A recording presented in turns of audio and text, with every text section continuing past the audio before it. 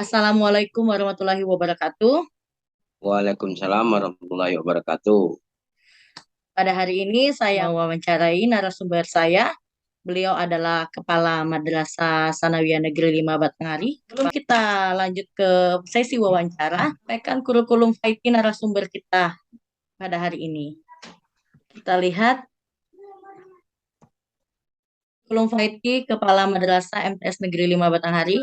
Nama Bapak M. Husni Tamrin SAG MSI. NIP-nya 1973 0115 19 99 03 1003 dengan pangkat pembina golongannya 4A. Jabatan saat ini adalah Kepala Madrasah MTS Negeri 5 Batanghari. Kemudian memiliki jabatan lain yaitu sebagai Sekretaris Kelompok Kerja Madrasah KKM Jenjang MTS tingkat Kabupaten Batanghari. Berdasarkan tugas saya LK1.2 tentang eksplorasi penyebab masalah yang terjadi di sekolah yang saya ampu. Di sini saya menemukan 6 permasalahan. Permasalahan pertama tentang pedagogik, literasi dan numerasi, kemudian masalah yang kedua tentang pembelajaran diferensiasi, kemudian yang ketiga hubungan orang tua, guru dan siswa, yang keempat tentang pemanfaatan model-model pembelajaran inovatif. Kemudian yang kelima, soal HOTS. Yang keenam, tentang teknologi. Nah, mari kita bahas dulu wawancara kita yang pertama. Kita masuk ke bagian yang pertama, Pak ya. Masalah yang pertama, ini tentang Oke, masalah pedagogik terlebih dahulu. ya. Di sini saya mengangkat pedagogi tentang antusias dengan motivasi siswa. Menurut Bapak, di NTS kita ini bagaimana antusias dengan motivasi siswa di dalam MTS kita? Eh, Baik, terima kasih Bu Dian Saputri sebagai salah seorang peserta PPG dalam jabatan eh, untuk saat ini sedang melakukan kegiatan wawancara. Saya ucapkan selamat mengikuti kegiatan, mudah-mudahan dapat berhasil dengan baik. Oke, Amin, Pak. menjawab pertanyaan Ibu tentang motivasi siswa. Motivasi ini adalah, kalau boleh saya maknai, adalah dorongan yang berasal dari dalam individu. Ya, motivasi ada yang intrinsik, ada yang ekstrinsik. Kalau kita berbicara yang intrinsik, berarti motivasi belajar ini berasal dari siswa. Kalau dari siswa, kebanyakan siswa kita memang rata-rata berada dalam motivasi yang masih memerlukan penanganan yang serius. Karena memang latar belakang mempengaruhi keadaan motivasi itu sendiri. Latar belakang pendidikan orang tua mereka, latar belakang ekonomi, semua penyebab-penyebab itu menjadi latar belakang terbentuknya motivasi yang ada pada siswa kita masing-masing. Bentuk pujian, sugesti dari seorang guru kepada siswa, ini merupakan motivasi pelengkap yang mesti dilakukan oleh guru. Kadang-kadang melihat dua sisi ini, ya, kalau boleh kita pilih, perlu keseimbangan. Adanya perhatian orang tua yang cukup baik dengan cara belajar anak di rumah, serta bagaimana seorang guru bisa mensiasati model-model pembelajaran, strategi pembelajaran yang diterapkan di kelas. Ini adalah harus berimbang. Ketika keseimbangan itu terjadi, maka motivasi belajar siswa saya yakin akan tetap meningkat. Alhamdulillah untuk saat ini kayaknya motivasi yang ada pada Madrasah Sanawiyah Negeri 5 rata-rata masih memerlukan penanganan dengan serius, baik motivasi intrinsik maupun motivasi ekstrinsik tadi. Nah, ya. Iya, terima kasih Pak. Berarti dalam arti kata motivasi dengan antusias itu dipengaruhi oleh faktor intrinsik dengan ekstrinsik. Artinya Pak dari Ya, dalam dan luar dari siswa itu sendiri. Bapak, terima kasih Pak sudah memberikan solusinya. Kemudian kita lanjut ke literasi Pak ya. Di sini iya. saya membahas tentang minat baca dengan kemampuan bahasa. Di sini Bapak kan sudah tahu di MTS kita kan bagaimana minat baca mereka, kemudian kemampuan bahasa mereka. Menurut Bapak apa penyebabnya minat baca dengan kemampuan bahasa anak kita itu masih kurang memadai gitu, nah Pak. Masih cukup Nah, rendah ya ya. apa penyebabnya Pak? Iya, Bahwa keseimbangan yang terjadi antara lembaga sebagai tempat untuk memproses seorang siswa harus juga diimbangi dengan milieu masyarakat yang ada dalam keluarga mereka. Ketika mereka mendapatkan pengetahuan, informasi-informasi yang bisa mereka dapat melalui bacaan, literasi-literasi di sekolah, semestinya didukung seimbang, paling tidak melakukan kegiatan yang sama dalam keluarga mereka agar modal yang telah tertanam ketika melakukan proses di madrasah tadi bisa berkembang. Sehingga kemampuan mereka secara verbalitas, secara berbahasa tadi itu terus mengalir prakteknya dalam keseharian. Jadi tidak hanya membaca dan mengetahui info-info yang ada di pustaka, literasi yang mereka peroleh, tapi orang tua juga berhak mengikuti perkembangannya, menanya, mengadakan sugesti, rangsangan, sehingga anak-anak ini berkembang dan terarah menurut perkembangannya. Nah, itu yang saya lihat. Kalau Ya. dianggap masih kurang kurang ini itu saya lihat faktornya nih keseimbangan itu belum terjadi. Ketika Ya, Pak. anak berada dalam area sekolah, mereka sudah cukup dijejali dengan berbagai informasi pengetahuan. Tapi di rumah mereka sudah dibiasakan dengan pembiasaan yang tidak selaras, tidak berbanding lurus. Ketika di rumah orang tuanya lebih banyak memberikan kesempatan mereka untuk bermain, untuk melakukan kegiatan membantu orang tua yang semestinya tidak mereka pikul beban-beban yang seperti ini. Ini yang saya bilang paralelitasnya tidak seimbang antara lembaga pendidikan dengan peran keluarga di sana. Pak, terima kasih. Berarti minat baca ini dipengaruhi juga oleh keluarga, Pak ya. Walaupun di sekolah Ya, kita sudah mengadakan minat membaca dengan membuat literasi dengan pojok baca, tapi tetap saja di dalam keluarga juga harus dibiasakan ya, Pak ya. ya Kemudian untuk numerasi, pasti. Pak, di sini kan bagaimana pandangan Bapak siswa di MTs Negeri 5 Batanghari ini dalam cara mengukur dan menghitung, Pak? Menghitung dalam soal matematis ataupun IPA.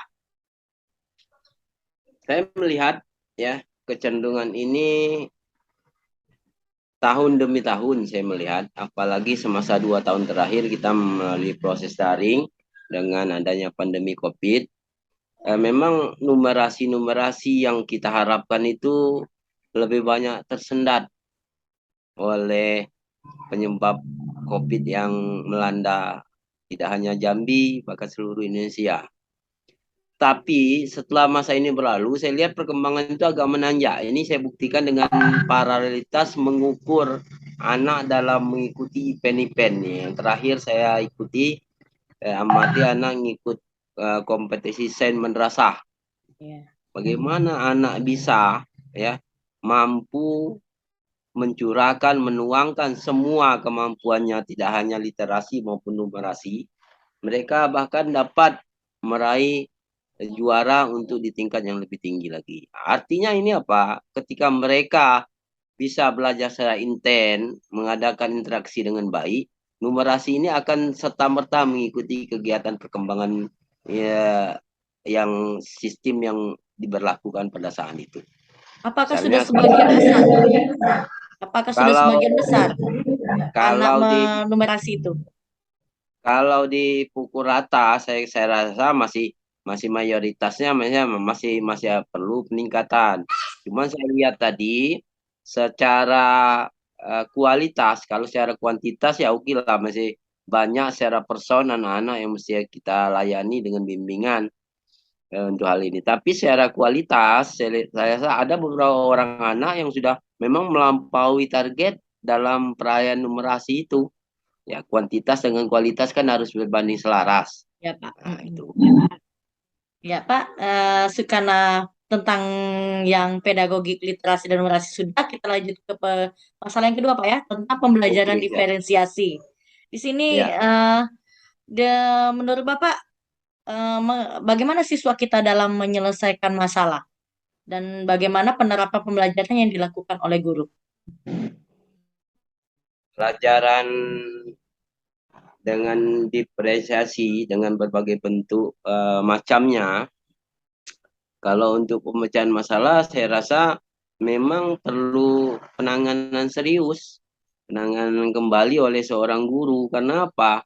Seorang guru berhak memberikan solusi ketika anak tidak mampu menjawab apa-apa yang memang di benak mereka belum terpecahkan. Nah, jadi kalau ada masalah-masalah yang ada dan timbul ketika mereka menemui suatu masalah, peran guru lah yang dibalik itu. Kebanyakan anak-anak ini ya namanya anak setingkat sekolah menengah pertama ya. Kalau kita boleh kan MTS kan sekolah menengah tingkat pertama. Yang mereka dalam batasan masa pancaroba menemukan jati diri yang memang seharusnya peran guru memberikan contoh untuk seideal apa jati diri mereka di masa yang akan datang. Jadi kalau ditanya tentang masalah yang seperti itu, peran seorang guru memang amat dibutuhkan untuk memecahkan itu. Kalau masalah-masalahnya memang banyak semasa anak peralihan dari masa kanak-kanak ketika di SD, masa kanak-kanak beralih ke masa SMP. Ini kan masa pancaroba mereka. Ini penyesuaian diri yang harus diadaptasi dengan lingkungan dan mesti diisi dan dimotivasi oleh seorang guru. Nah, ini Menurut Bapak, apa ada hubungannya Pak, hasil belajar siswa dengan belum terbiasanya siswa menyelesaikan masalah dengan guru yang belum menerapkan pembelajaran yang sesuai dengan gaya belajar siswa, Pak? oh iya, hubungan antara gaya belajar ya, Ya, gaya hasil belajar. belajar anak kan kita ketahui kan ternyata kan masih ada yang di bawah KKM gitu kan. Ya, Nah, apa ada kaitannya gitu dengan siswa terbiasa belum bisa menyelesaikan permasalahan dengan guru yang belum memanfaatkan pembelajaran yang sesuai dengan gaya belajar siswa? iya. Saya rasa ada hubungannya. Hubungannya di mana peran seorang guru mesti mengetahui karakteristik siswa. Inilah diperlukannya adanya memahami karakteristik siswa secara utuh. Ini sesuai dengan pembelajaran apa 21, Bu. Iya, Bahwa ketika ada masalah, seharusnya jangan diponis kepada satu siswa. sisi saja. Iya, satu bagian saja, melihatnya satu bagian saja. Bisa saja ketika itu kondisi emosional mau fisik mereka pada saat mereka jatuh, mereka tidak berada dalam keadaan fit atau ideal. Begitupun sebaliknya, belum tentu siswa yang sudah bisa menyelesaikan masalah ketika kondisinya sudah fit, dia dianggap berhasil di masa yang akan datang ketika kondisinya tidak stabil seperti itu. Jadi hubungan yang seperti itu pastilah ada, Bu, kalau saya melihat. Anaknya pintar, anaknya sehat, gurunya hebat, insya Allah hasilnya pun akan diperoleh dengan baik. Tapi belum tentu juga ketika kondisi ini diukur melalui variabel satu sisi saja. Anak yang pintar pasti bisa menyelesaikan masalah, pasti dia berhasil. Belum tentu itu jadi patokan suatu keberhasilan. Ya, Berarti pembelajaran diferensiasi ini kita sebagai guru harus menekankan pada karakteristik siswa ya, Pak. mengenal karakteristik siswa. Ya, kemudian Pak, ini tentang hubungan orang tua, guru, dan siswa. Itu bagaimana Pak menurut Bapak? Kalau di madrasah kita. Ya, saya pikir ini adalah tiga dimensi yang jadi satu kesatuan. Seorang guru, orang tua, dan siswa. Seorang guru, siswa, dan orang tua. Orang tua. Ya, artinya ketiga dimensi ini, itu kata saya tadi, harus berbanding lurus. Ketika guru ingin mencapai target yang diinginkannya, siswa mampu menyerap, siswa mampu menanggapi, siswa mampu menerima, merespon apa yang disampaikan guru. Hendaknya juga orang tua mampu memberi support, agar hasil yang memang diperoleh dari target seorang guru dalam pembelajaran, koridor pembelajaran itu berjalan dengan efektif. Nah, ketika ketiga-tiganya tidak berjalan secara berbanding lurus, maka inilah akan terjadi kesenjangan dan hasil yang kurang memuaskan. Nah, umpamanya kalau guru memerintahkan menyelesaikan suatu tugas, selesaikan suatu tugas, anak dengan tugas yang ada menanggapi dengan antusias, tapi orang tuanya tidak memberi support pada malam hari anak menyelesaikan tugasnya. Misalnya tidak memberi pujian, jangankan pujian, kadang-kadang mempertanyakan adakah tugas yang dibebankan kepadamu nak. Nah, itu saja yang bahasa itu harus mesti ditagih terus. Penagihan-penagihan seperti inilah yang dinamakan menurut saya sinergitas dari seorang orang tua terhadap anaknya agar hasilnya berjalan secara efisien. Ini menurut saya sangat sangat apa ya, berkesinambungan tiga dimensi. Iya, menurut Bapak, Pak, apa faktor penyebabnya sehingga orang tua bersikap seperti itu, Pak? Kan orang tua dengan latar belakang ekonomi kan berbeda-beda. Iya. Nah, anak-anak ya dengan pola pengasuhan yang dilakukan oleh guru ini dia diperlakukan sama. Tidak ada perbedaan antara si A anak seorang kaya raya dengan anak si B dengan anak yang miskin. Ini perlakuan ini semestinya ya harus dipahami guru juga. Coba bayangkan kalau guru memberi tugas dengan pola mencari sesuatu di luar keterbatasan siswa. Ya, itu Pak, benar. Oke lah, kalau materialnya diperoleh guru, bisa dijangkau oleh guru. Kalau siswa kan dengan ekonomi orang tuanya kadang-kadang tidak bisa menghadirkan material yang seperti itu. Bagaimana mereka menyikapi seperti itu? Kadang-kadang orang tuanya malah membebani dengan ikut membantu kebutuhan keluarga. Maaf, kadang sore harinya mereka diperbantukan untuk menambah rezeki yang mesti mereka tutupi dari hari ke hari. Ini banyak seperti itu dilakukan. Paginya dia sekolah, sorenya dia membantu mencari nafkah. Bukan mencari nafkah, tapi membantu orang tua mencari nafkah sebagai kebutuhan hidup bagi keluarganya. Nah, jadi seperti itu, Bu. Iya, Pak. Sekarang kita lanjut ke masalah keempat ya, Pak. Di sini Ya. saya mengambil materi tentang pemahaman dan pemanfaatan serta implementasi model-model pembelajaran inovatif. Menurut Bapak, apakah di madrasah kita sudah menggunakan model-model pembelajaran inovatif? Kalau menurut saya, beberapa kegiatan yang saya pantau melalui kegiatan supervisi langsung maupun dari laporan-laporan baca yang saya terima dari kerjasama dengan beberapa pihak sebagai mitra kerja, misalnya Tanoto. Pembelajaran inovatif itu setelah guru lakukan, nah, beberapa bentuknya, ada yang modelnya PBL, ada CBL, ya. Iya, CPL, Ya, PBL, ada yang problem based learning. ya betul, ada yang menggunakan strategi discovery learning, ada yang menggunakan recovery learning. Itu sudah ditetapkan orang tua dengan struktur dan dimensi konten materinya ke arah mana. Misalkan kalau IPA ke arah praktek, kalau penjas orkes ke arah praktek. Nah, begitu juga PIKI, muatannya banyak, mengandung konten-konten yang mesti dipraktekkan dalam aktualisasi keseharian mereka. Saya rasa madrasah kita sudah menerapkan inovasi seperti itu, walaupun tidak menyeluruh. Ya, Ya, Pak. Apakah sudah maksimal, Pak? nah, ya itu yang saya katakan tadi. Karena keterbatasan yang ada dan kemampuan yang kita punya, memang tidak semua guru mampu menerapkan dan mengadaptasi, mengambil dan menyesuaikan, mengadopsi dan mengadaptasi dimensi-dimensi pembelajaran inovatif itu ke ruang dan makna pembelajaran yang mereka lakukan.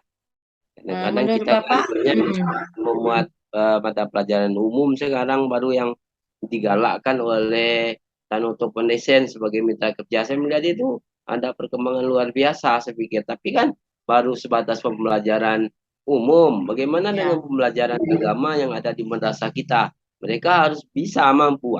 Kemampuan guru ini terbatas dalam mengadopsi dan mengadaptasi hal itu ke dalam bentuk pembelajaran yang mereka lakukan.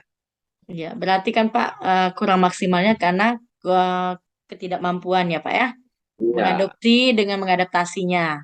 Tapi sudah iya, mulai belajar secara perlahan di madrasah iya, kita. Sekarang kita bahas ke masalah yang kelima Pak ya, tentang iya. soal HOT. Nah, rata-rata siswa dengan guru itu masih awam dengan soal HOT. Menurut Bapak bagaimana? Iya. Ya, soal hot. Nah, soal ini, soal hotnya adalah pembelajaran tingkat tinggi, Bu ya. Ya, higher order thinking Soal skill, dengan, Pak. iya, oh ya, dengan kemampuan berpikir tingkat tinggi, ini adalah terobosan yang baru sebenarnya. Kalau dari dulu kita hanya mengetahui soal dengan makna yang langsung, ya, makna langsung untuk mendalami tingkat berpikir yang lebih tinggi ini memang memerlukan pengetahuan dan kemampuan yang cukup lumayan dari skill seorang guru. Dan ini dirasakan memang secara perlahan sudah mulai dilakukan oleh guru-guru kita, tetapi dengan keterbatasan. Alhamdulillah mereka dengan cara adopsi dan adaptasi tadi mampu melahirkan diseminasi antar mereka. Seorang guru yang tahu memberi informasi kepada yang lain. Ya, kadang-kadang itu saja pertanyaan-pertanyaan saja kalau saya lihat yang tingkat tinggi ini saja kan udah dari kata tanya apa saja sudah tahu bahwa ini pertanyaan tingkat rendah, sangat-sangat rendah kalau ditanya apa. Apa pasti jawabnya itu. Iya, karena itu c Kalau satu itu Pak. apa? Kognitif C1. Ah, Ah, ya. Mampu orang tidak lagi menanya dengan kata tanya apa, tapi dibalik ngapa. kandungan dari itu. Heeh. Ah ya, misalnya hari ini hari apa? Pasti kalau hari Senin pasti hari Senin disebutkan. Tapi coba kalau dia untuk ada apa dengan hari Senin? Kan banyak pertanyaan yang Ya, bisa analisisnya dikembangkan. Pak ya. Heeh, bisa dikembangkan. Ya. Nah ini kemampuan guru ini mesti digalakkan dari hari ke hari kita pancing seperti itu.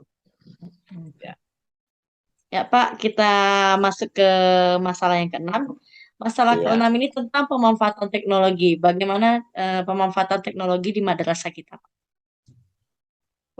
Pemanfaatan teknologi memang secara global di madrasah kita cukup memprihatinkan kalau menurut saya. Kenapa? Karena mereka kadang-kadang kurang terbiasa, kurang terbiasa menggunakan proses pembelajaran ke dalam bentuk digitalisasi. Ya Pak, Ya, benar sekali. iya, saya contoh saja perpustakaan. Padahal perpustakaan itu mereka tidak hanya perpustakaan yang dengan berlebar 18 kali 10 meter dengan ruangan yang tertutup, punya pintu dan jendela. Pustaka itu tidak hanya dibatasi dengan ruangan seperti itu, bisa mereka kembangkan dengan skala perolehan searching di Google, di web-web resmi, di library yang bisa dipertanggungjawabkan. Nah, ini yang kurang dibiasakan oleh seorang guru. Padahal kalau fasilitasnya sudah di madrasah kita kan sudah ada WiFi nih. Ya, Nah, WiFi Pak. itu adalah bentuk bentuk salah satu bentuk penunjang kalau memang mau dilakukan penyebaran informasi melalui perkembangan teknologi yang ada. Jadi kalau saya melihatnya kurang memahami apa kurang hobi atau memang kurang terbiasa. Ini adalah dorongan yang mesti kita lakukan di madrasah kita. Menurut Bapak, Pak, kalau dari segi gurunya bagaimana, Pak, dalam melakukan pembelajaran? Adakah menggunakan pemanfaatan teknologi di dalam pembelajaran itu sendiri? Kalau saya melihat dari sisi guru, ini tidak hanya memukul rata ya, tetapi sebagian guru sudah melakukan dan sebagian lain mungkin belum melakukan, sudah melakukan dan belum, bukan tidak ya Bu. Ya, Jadi mereka yang belum ini mungkin informasi-informasi yang terang benderang tentang perkembangan teknologi belum mereka terima dengan utuh. Padahal mereka sudah dihadapkan dengan alam teknologi yang sudah terkembang. Kalau tidak mengikuti perkembangan teknologi, maka mereka akan tergilas oleh zaman dan waktu. Nah, ini wajar sajalah. Kadang-kadang timbul istilah gaptek, ya, main laptop saja, megang laptop saja, tidak bisa ngetik dengan huruf dan baris yang sesuai saja masih perlu diajarkan. Tetapi ada juga yang bisa, ada yang sudah mahir, ada yang juga sudah bisa memainkan dengan pola bukan saja pola pengolahan huruf dan kata melalui Word, tapi pengolahan angka dan data melalui Excel sudah dilakukan oleh guru. Jadi kalau keseimbangan itu mesti masih ada yang sudah melakukan, tapi masih banyak juga yang belum melakukan. Yang belum Bu ya, bukan ya, tidak, tapi mereka mungkin belum punya kesempatan dan terbuka alam pikirannya untuk mengetahui perkembangan teknologi saat ini. Ya, ya Pak. Sekarang ya kita yang terakhir Pak ya. Saya mau oke. meminta kepada Bapak mungkin bisa memberikan kesan dan saran kepada saya sebagai seorang guru yang akan melaksanakan membuat rencana aksi untuk kegiatan yang mungkin menggunakan model-model untuk pembelajaran inovatif supaya yang sesuai dengan digitalisasi abad ini. Oh ya, terima kasih atas pertanyaan ini. Sebenarnya ini pertanyaan yang saya tunggu-tunggu nih. Bahwa sungguhnya harapan saya Ibu sebagai bagian dari keluarga besar Madrasah Sanawiyah Negeri 5, saya harapkan mampu menjadi inovator, model penggerak bagi perkembangan madrasah, baik dari sisi perkembangan teknologi yang kita bicarakan tadi, maupun dengan model-model pembelajaran dengan strategi pembelajaran yang berkembang sesuai dengan perkembangan zaman dan memahami pembelajaran abad 21 yang juga penuh tantangan, tidak hanya dilakukan dengan cara memahami buku teks, tetapi juga memahami peserta didik dengan segala dimensi dan kekurangannya. Memahami bahwa peserta didik kita tidak akan sama dan serupa dalam satu individu, walaupun mereka terlahir dari orang tua yang sama. Ini harus dipahami. Saya harapkan dengan mengikut sertakan Ibu dalam kegiatan ini, nanti Ibu bisa melakukan diseminasi perolehan hasil, dan saya doakan insya Allah ketika Ibu mampu menyelesaikan tugas demi seluruh tugas, insya Allah akan memperoleh hasil dan lulus dengan baik. Ini doa saya. Amin. Amin. Ya Rabbal Ini Alamin. terjadi. Dan harapan saya ketika itu sudah berhasil, jangan lagi pantang mundur, pasang surut ke belakang. Majulah terus, kembangkanlah uh, madrasah kita dengan perjuangan sebagai pejuang-pejuang madrasah yang mampu mengemban misi madrasah ke tingkat nasional maupun internasional. Sehingga terbentuk madrasah yang kita inginkan, madrasah berprestasi. Ya, madrasah yang mampu menelurkan anak didik yang cerdas, berilmu dan bertakwa, serta menguasai teknologi. Ya, jadi pesan saya terakhir, jaga juga kesehatan, kerjakan juga tugas, Ya, jangan terlalu fokus dengan tugas tapi tidak menyeimbangkan dengan kesehatan. Seimbangkanlah antara kesehatan dan pekerjaan serta tugas-tugas yang ada. Lakukan tugas dengan semangat, mudah-mudahan ini awal mula keberhasilan yang akan Ibu peroleh. Ya, ini ya saja Pak. yang saya harapkan, semoga tercapai. Ya. Ya Pak. Terima kasih Pak atas wawancaranya hari ini. Saya ucapkan terima kasih dan maaf mengganggu waktunya. Eh, maka kita akhiri wawancara ini. Wassalamualaikum warahmatullahi wabarakatuh. Silakan Waalaikumsalam Pak. warahmatullahi wabarakatuh. Ya. Terima kasih, Bu. Iya Pak.